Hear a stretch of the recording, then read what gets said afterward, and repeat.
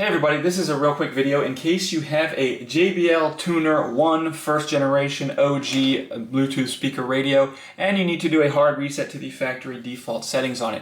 You're going to want to do this reset for one of two reasons. The first one is troubleshooting. If this speaker is not connecting to your device or it's not syncing or pairing with Bluetooth or your phone or whatever, a factory reset can fix a lot of these issues. Now if you can't get it fixed, or if you just figure this is a super old speaker, I'm going to buy a new one, I'll go ahead and put a link in the description to a good speaker that I have and that I like.